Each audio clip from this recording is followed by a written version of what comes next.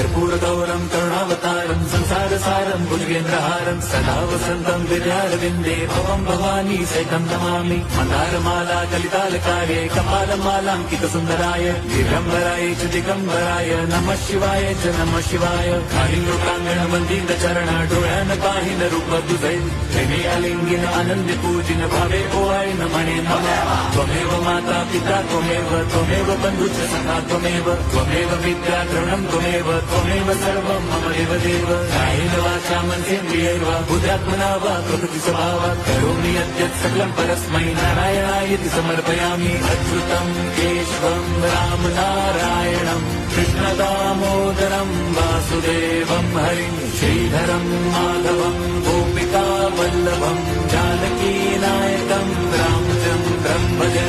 हरे राम हरे